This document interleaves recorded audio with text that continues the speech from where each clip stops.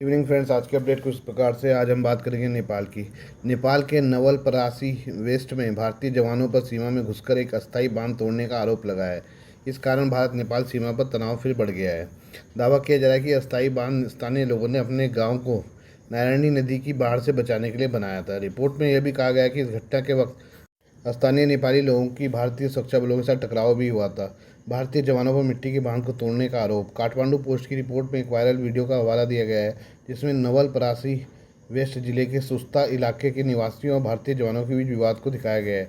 स्थानीय लोगों का आरोप है कि भारतीय जवान सादे कपड़ों में फावड़े लेकर नेपाल के इलाके में घुस आए। उन्होंने यह भी दावा किया कि भारतीय जवान मिट्टी के बने बांध को खोद डाला। इस पर ग्रामीणों ने आपत्ति जताई और दोनों पक्षों के बीच जमकर कहासुनी हुई। रिपोर्ट में दावा किया गया है कि मौके पर नेपाली आर्म फोर्स के जवान भी पहुंच गए और उन्होंने दखल देकर हालात को संभाला। स्थानीय लोगों ने भारतीय जवानों पर लगाए आरोप। रिपोर्ट में स्थानीय निवासी ने कहा, जैसे ही हमने भारतीय सुरक्षाकर्मियों को अपनी जमीन पर आते देखा, हम उन्हें रोकने के लिए एकजुट हो गए। जब वे फावड़े लेकर आए और बांध को तोड़ने लगे तो हमने विरोध किया। उन्होंने बताया कि बाद में पुलिस फोर्स ने स्थिति को शांत कराया। निवासियों का कहना है कि वे चुप नहीं रह सकते थे जब विदेशी सुरक्षाकर्मी नेपाली इलाके में घुसकर उनके घरों की सुरक्षा के लिए बनाई गई संरचनाओं को नुकसान पहुंचा रहे थे।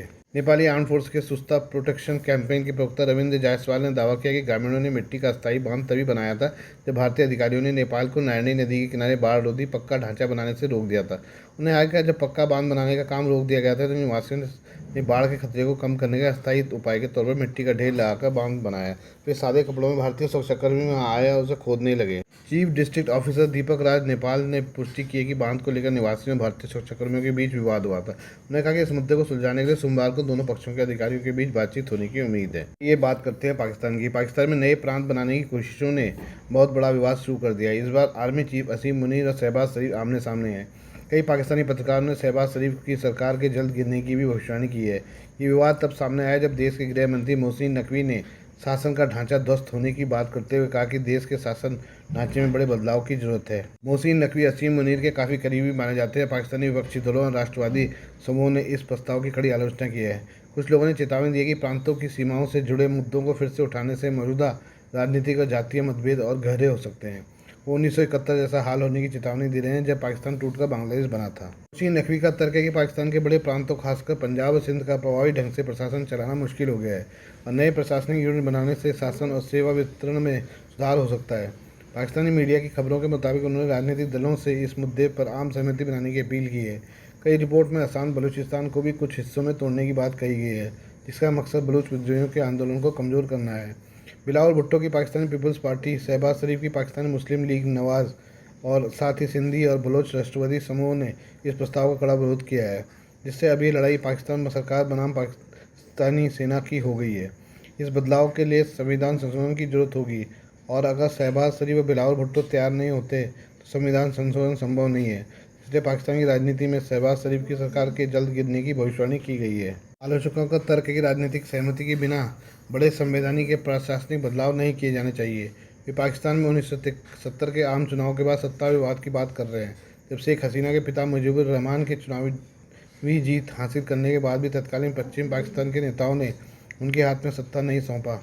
इसी के बाद बांग्लादेश बनने का रास्ता खुल गया। 1970 में मुजीबुर रहमान की आवामी लीग को संसदीय बहुमत मिला, लेकिन उसे सरकार बनाने नहीं दिया गया।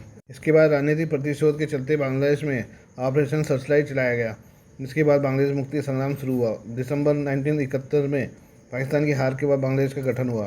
कुछ विश्लेषकों का अब कहना है कि पाकिस्तान एक बार फिर कई आंतरिक चुनौतियों का सामना कर रहा है, जिनमें राजनीतिक ध्रुवीकरण, बलूचिस्तान और खैबर पख्तूनख्वा में अशांति और आर्थिक दबाव शामिल है। उन्हें ऐसे फैसलों के खिलाफ चेतावनी दी है जो क्षेत्रीय असंतोष को और भड़का सकते हैं। ये बात करें हम पीओके की। पाकिस्तान के कब्जे वाले कश्मीर में पाकिस्तानी सेना की गोलाबारी में अब तक 100 से ज़्यादा कश्मीरी मारे गए हैं। पीओके के प्रदर्शनकारी दुनिया भर के मानवाधिकार संगठनों से मदद की गुहार लगा रहे हैं। इस बीच कुछ सोशल मीडिया पोस्ट में दावा किया कि यासिर मलिक की बीवी मुशाल मलिक ने पीओके के लोगों की मदद के लिए भारतीय सेना से दखल देने की मांग की है। ये दावा सरासर झूठा और गलत है। तबा कॉल नाम के एक्स अकाउंट से लिखा गया, जेल में बंद जेकेएलएफ चीफ यासिन मलिक की पत्नी मुशाल मलिक ने सालों तक भारत के खिलाफ कैंपेन चलाया और अपने पति की रिहाई की मांग की है। टेरर फंडिंग मामले में दोषी ठहराए जाने के बाद यासीन मलिक भारत में उम्र कैद की सज़ा काट रहा है। इसलिए पाकिस्तान के कब्जे वाले जम्मू कश्मीर में संकट खत्म करने के लिए भारतीय सेना से मदद मांगने की उनकी कथित अपील ने कई लोगों को हैरान कर दिया है। ये एक ऐसे व्यक्ति को चौंकाने वाला बयान है जो लंबे समय से भारत के सबसे बड़े आलोचकों में से एक रहा है, यासीन मलिक कश्मीरी पंडितों का कातिल। लेकिन ये दावा पूरी तरह से फर्जी और प्रोपेगेंडा फैलाने के मकसद से लिखा गया मालूम होता है। ऐसा इसलिए क्योंकि पाकिस्तानी सेना ने JKLF की कई प्रदर्शनकारियों को मार दिया है और मुसाल मलिक उसी पाकिस्तानी सेना के साथ खड़ी है, जिससे यासीन मलिक और उसकी बीवी की पोल खुल गई है। उसे कश्मीरियों की कितनी फिक्र है। पाकिस्तान के कई लोगों ने POK में पाकिस्तानी सेना की गोलाबारी का आलोचना की है। कई लोगों को आलोचना की वजह से अपनी नौकरी भी गंवानी पड़ी है। लेकिन कश्मीरियों को लेकर जिंदगी भर हल्ला मचाने वाले यासीन मलिक की बीवी मुशाल के मुंह से एक शब्द भी पाकिस्तानी सेना और सरकार के खिलाफ नहीं निकला है। इससे उनके सांठगांठ की पोल खुलती है। हैरानी की बात यह कि जम्मू कश्मीर लिबरेशन फ्रंट के नेता यासीन मलिक की पत्नी मुशाल मलिक ने पाकिस्तानी सरकार और जॉइंट अवामी एक्शन कमेटी के बीच मध्यस्थता कराने की पेशकश की है। मलिक ने गतिरोध खत्म करने के लिए बातचीत का आह्वान किया है, कहा कि असंगति को सुलझाने का एकमात्र तरीका शांतिपूर्ण बातचीत है। उन्हें पाकिस्तान के सैन्य नेतृत्व, जिसमें फील्ड मार्शल असीम मुनीर भी शामिल है, उनसे भी अपील की हुई तुरंत दखल दें और इलाके में शांति बहाल करने में मदद करें। जबकि ये वही लोग हैं जिन्होंने वर्षों तक भारतीय कश्मीर में आतंकवाद, अशांति और पत्थरबाजों का समर्थन किया। हैरानी देखिए, जब पाकिस्तानी सेना ने 100 से ज़्यादा लोगों को मार गिराया, फिर भी मुशाल मलिक का कहना है कि कश्मीरी पाकिस्तानी सरकार के खिलाफ नहीं है। मुशाल ने बातचीत शुरू करने में मदद के लिए पाकिस्तानी अधिकारियों और जैक के बीच बिचौलिए के तौर पर काम करने की पेशकश की है।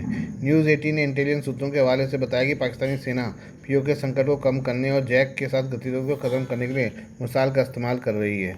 Please do like, share and subscribe this channel of my news, views and analysis by Prakash.